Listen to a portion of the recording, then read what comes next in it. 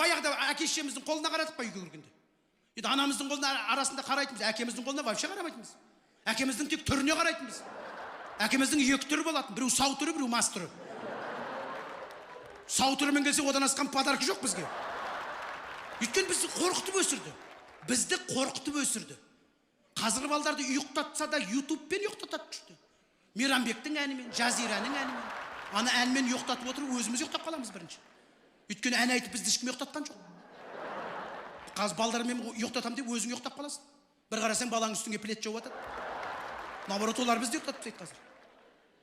Бізді даже үйден шықсақ та қорқытты ғой бізді. Жаздың күні бала кезімізде мысалы 3 ай каникул, баратын жер жоқ. Қазірде каникулда балдардың өздері бүйтіп тұрады. Қайда барамыз? Нам скучно. Сендер соны ойлап жатсыңдар ма? Біз скучно болып жатырмыз ғой біз. Үйде мультфильмнің неше түрлі каналы бар. Өздері дүкеннен заказ беріп жатыр. Тамақты өздері заказ беріп тұрады. Доставка маған деп спокойно алып жатады уже бар ғой. Бізге кім әкеліп берді? Біз сонда 3 ай каникулда үйде жүреміз. Баратын жер жоқ. Қазіргі лақат Турцияға андамы да кетті. Бізде вообще ешқайға бармайтын еді ғой. Тек суға түсе бересің, бітті. Басқа развлечение жоқ. Суға түсесің, шығып кетсең үстіңе бір батпақ жағып жібереді, қайтадан түсесің. Сонда жаздың күндері үйде жүреміз, е. Сонда далаға шығайын деп жатсақ, сонда бір ыстықта ғой енді. Бұл айтуға болады ғой. Балам қайда баратсың? Күн ыстық қой. Басыңа күн тиеді. Сосын ауырасың ғой сен. Кеш батқанша, күн батқанша үйде ойнасаңдар, сосын шығасыңдар ғой, үлгересіңдер ғой деп. Соны айтуға уақыт жоқ ой деймін ол кезде бар ғой. Бізге резко қорқытады деді ғой біз. Қайда барасың? Ойнаймын мен. Шықпа далаға. Сігандар жүр дейді. Осы сігандармен таңғалам бар ғой. Сіганды өмір вообще көрмеппін бар ғой. Сіган бізді не істейді құрсын? Сіган өзінің баласын асырай алмай жүргенде бізді не істейді? Басына масыл қылып мойнына. Сіган наоборот бізді көрсе қашатын шығар құрсын. Біздің табырға қосылып кетпесін деп. Сіган жүрсе баласына тамақ іздеп жүр. Өзіне киім іздеп жүр. Қызық қорқытады, сіганмен қорқытады. Еще мынандай бар ғой, шықпа далаға, шықпа, ит ататындар жүр деп. Біздің кезімізде білмеймін, иттің бәрін ата беретін еді әйтеуір. Ит ататындар не істейді бізді ит ататындар құрсын? Атса ит атып жүр ғой. Адам мен итті айыралтын шығар. Ана шығармаудың амалы ғой, қорқытып шығармаудың амалы.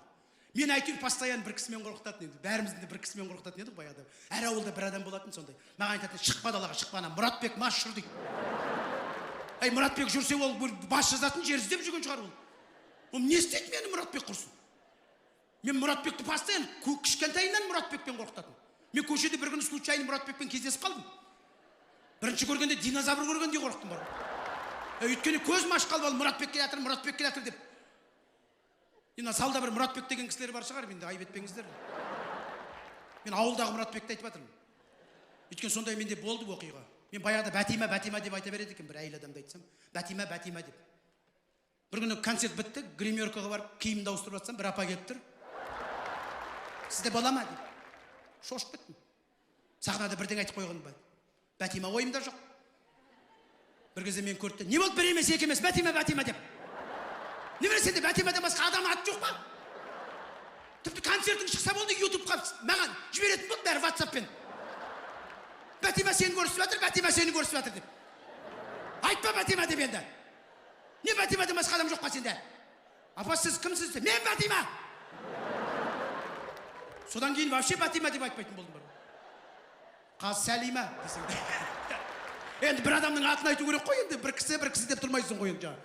Сондықтан айтып жатырғам ғой, бір адамдардың аты кездесіп қалмаса айып етпеңіздер, мен әзілмен айтып жатырғаным. Мен Мұратбекті шыны керек, көшеде көріп қалдым. Жақсы, добрый адам екен. Өзі шетін адамда добрый болды ғой негізі. Бізді кішкентайымнан Мұратбекпен қорқып жүрмін, нормальный адам. Мен бір рет көріп қалды, ой, Төкенай, қалың қалай Төкенай, көрінбейсің ғой деймін. Қайдан көрінесің, просто қашып жүргенде. Осы жолда мен случайно көріп қалып тұрмын просто. Сөйтіп айтады, папа қайда? Төкенай, папа қайда? Мұратбекке папа қайда екенін вообще айтуға болмайды. Ол көзімізді ашқалы Мұратбекке папаңды айтпа деген. Бүкіл ауыл Мұратбекке папасын қайда екенін айтпайды. Ол ауылымыздың конституциясының бірінші заңы. Мұратбекке папаңды айтпа деген. Жоқ, расымен. Мұратбек добрый өзі бар. Сосын жүресің ғой үйдің ішінде соған сеніп. Мұратбек жүрген жоқ па деп, мына терезен бір қарап, Мұратбек жүрген жоқ па деп. Бірақ Мұратбекке делать нечего кәдімгі бір. 45 градус ыстықта сен терезең алдында тұрған секілді бір. Шынымен осылай бізді қорқытты кәдімгі. Үйден шығаруға дейін қорқытты. Әлі күнге дейін үйден шықсақ та қорқып тұрамыз. Расымен сондай. Біз даже бір ұйықтатса да, даже қорқытып ұйықтатты ғой құрсын. Ұйықтатса да қорқытып ұйықтатты ғой. Бір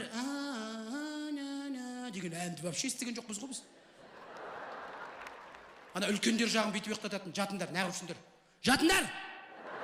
Шұбырып неғып үшіндер бәрің. Мен осы шұбырып деген сөзге таңғалам бар ғой. Неге ата-ана бізге айтады шұбырып неғып үшіндер деп? Біздің не кінәміз бар? Шұбырып жүргенімізге. Біз не аспаннан түстік пе қол ұстасып шұбырып? Әлде сіздің үйде тұруға бола ма шұбырып біз? Пока шұбырып тұра тұрайықшы сіздің үйде. 18-ге толғанша можно по чуть-чуть шұбыра тұруға. Өздері шұбыртып алып, бізге айтады, неғып үшіндер шұбырып деп жаңағы. Осы таңғалам бар ғой, осы сөзге шұбырып неғып үшіндер дейді. Көшеде шұбырып жүруге де қорқатын болдық бар ғой. Бәрі көргеннің бәрі айтады, неғып үшіндер шұбырып деп жаңағы. Уже үйден шыққанда да уже айтатын болдық, 2-3 үйден шығайықшы айналайындар. Кішкене 10 минуттан кейін қалған екеуің шығарсыңдар. Көп балалар білет өздері жаңағы.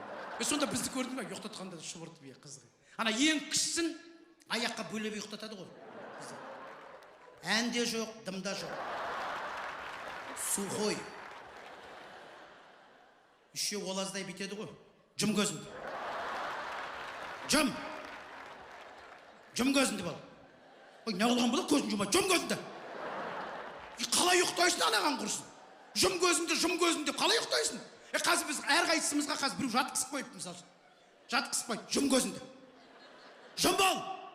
Кім ұйықтай алмаймыз ғой? Қазір жай ғана телефонсыз ұйықтай алмаймыз тіпті бар. Жай телефонсыз бір қарамай жатып ұйықтай алмайсың спокойно. Бір талып келіп ұйықтамасаң, просто жатып ұйықтай алмайтын болдық. Қазір телефон қарап жатып ұйықтаймыз ғой кәдімгі. Комментарийдің бәрін до конца оқып болмай, көзің ашып атса да, до конца қарап, қызық көріп, көзіңді ашып алып, Абай жолын үйтіп оқымайтын шығармыз олар.